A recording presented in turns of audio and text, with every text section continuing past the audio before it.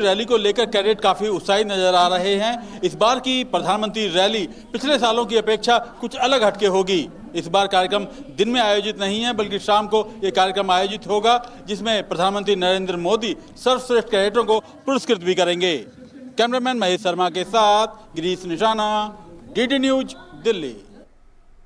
और आपको बता दें कि केंद्रीय गृह मंत्री अमित शाह कर्नाटक के 2 दिवसीय दौरे पर हैं और इस वक्त अमित शाह हुबली में केएलई सोसाइटी के बीवीबी इंजीनियरिंग कॉलेज के स्टेडियम का उन्होंने उद्घाटन किया और इस वक्त उन्होंने संबोधित कर रहे हैं।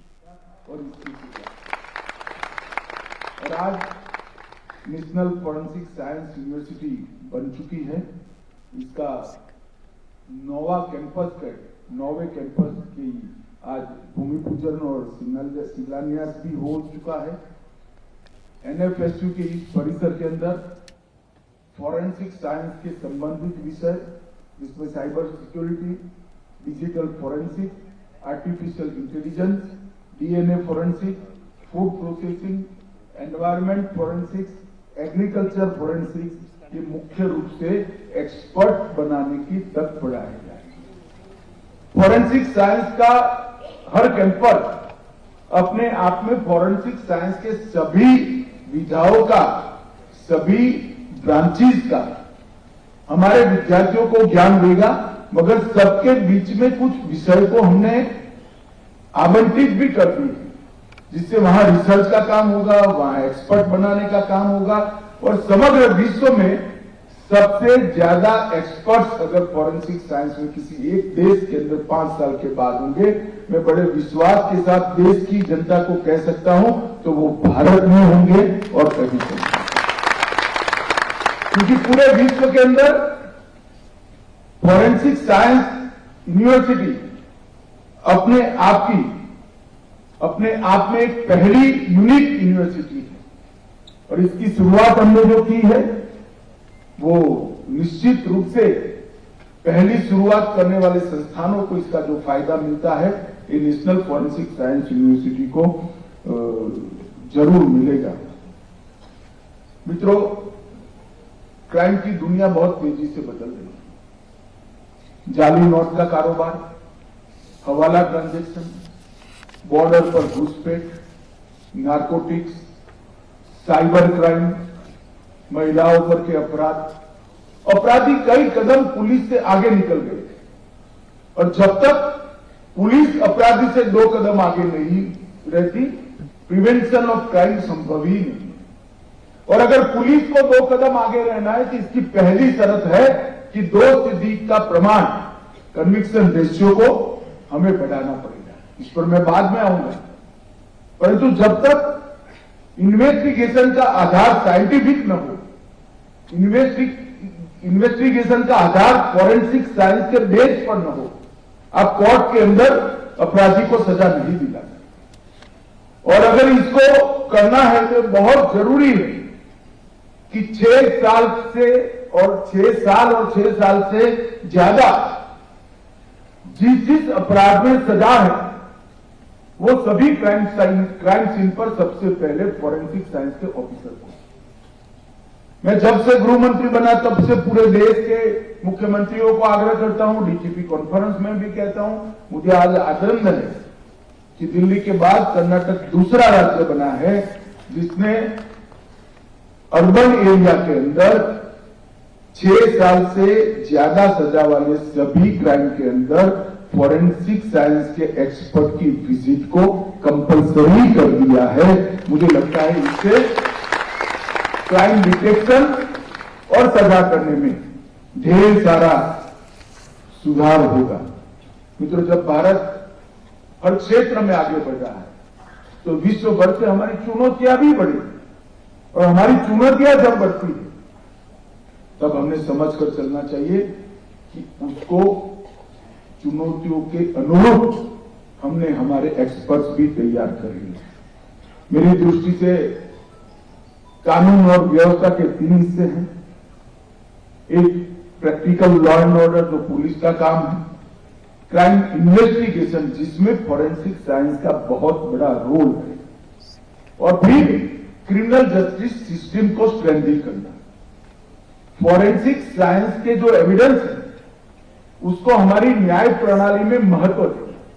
तो अभी हम एविडेंस एक्ट भी बदलने जा रहे हैं। आईपीसी, सीआरपीसी और एविडेंस एक्ट को बदलकर उसको वैज्ञानिक आधार पर सजा दिलाने की यंत्रणा के लिए और पुख्ता करेंगे, जिससे फॉरेंसिक साइंस के जितने भी ऑब्जर्वेशन है वो क्रिमिनल को सजा दी सके।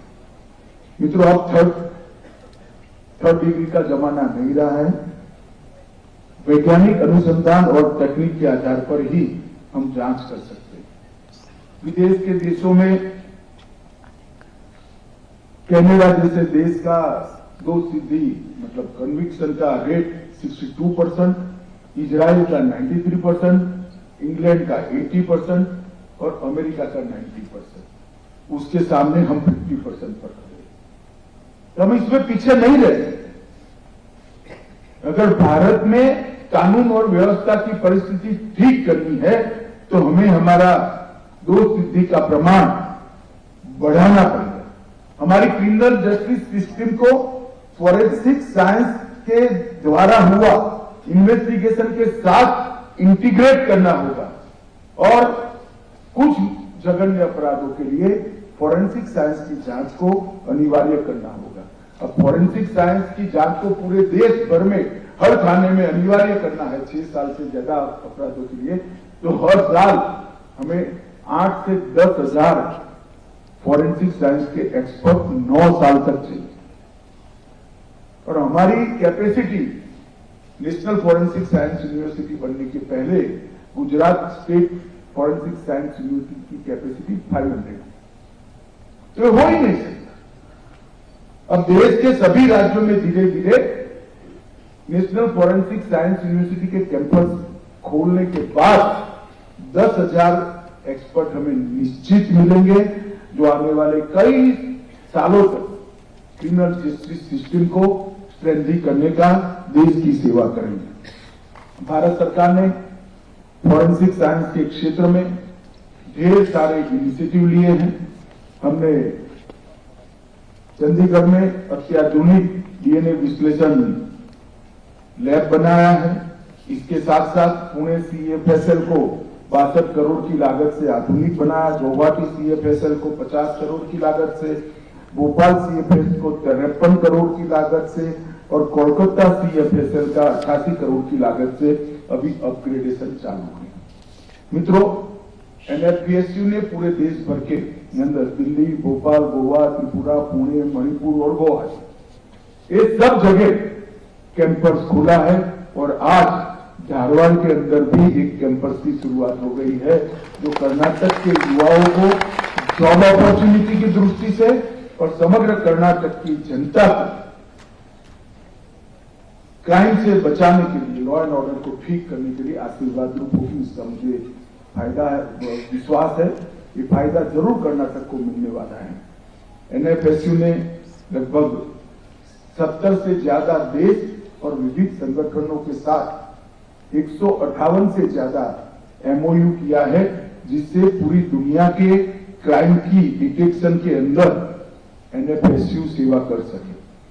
मित्रों, फॉरेंसिक साइंस की यूनिवर्सिटी बनी है, वो केवल बच्चों को पढ़ाने का काम नहीं करती, ट्रेन मैन पावर खड़ा करने का काम नहीं करती, फॉरेंसिक इंफ्रास्ट्रक्चर को मजबूत करने के लिए भी देश भर को वो असिस्ट करती है। जैसे अभी मैंने 5 मोबाइल वैन देखे, तो कर्नाटक पुलिस ने फॉरेंसिक साइंस लेबोरेटरी के साथ चर्चा कर वो उसको बनाए और एक ट्रेन मैन पावर का निर्माण करती और टेक्नोलॉजी के उपयोग को इन्वेस्टिगेशन में बढ़ाती है और रिसर्च और डेवलपमेंट के माध्यम से फॉरेंसिक साइंस के क्षेत्र में भारत को दुनिया में सर्वप्रथम लाने के लिए भी एनएफएसयू काम कर रहा है। मित्रों, हमने अभी एक नफीस कर ऐप सार्वजनिक किया है, जिससे लगभग 1.5 करोड़ फिंगरप्रिंट के डेटा है। सिर्फ सार्वजनिक करने के 3 महीने के अंदर 10,000 केस, जिसमें एक 22 साल पुराना था, 10,000 केस को तत्काल समाधान हुआ है। किसी भी पुलिस स्टेशन में अपराध होता है, आप नफीस पर चले जाओ, अपराधी कौन है उसका नाम वो तुरंत बता देता है।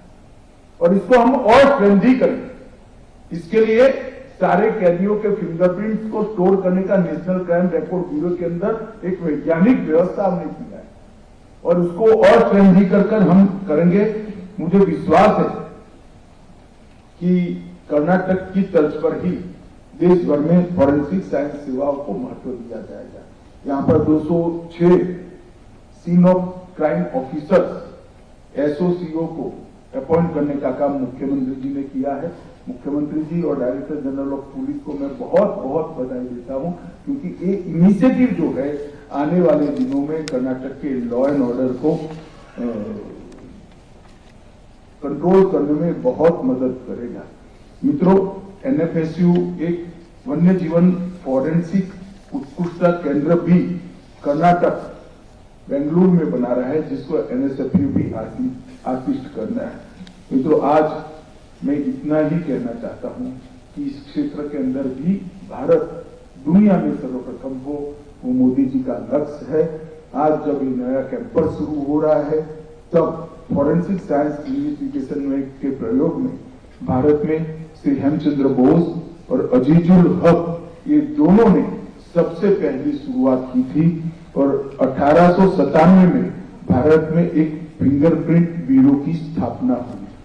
मैं दोनों महानुभावों को याद कर उनको श्रद्धांजलि देता हूं और मुझे विश्वास है धारवाड़ में जो यूनिवर्सिटी शुरू हो रही है वो धारवाड़ और समग्र उत्तर कर्नाटक के युवाओं के लिए बहुत बड़ी जॉब अपॉर्चुनिटी के द्वार तो खोलेगी ही खोलेगी, मगर समग्र कर्नाटक के लॉ एंड ऑर्डर को संभालने में हमें मदद मिलेगी।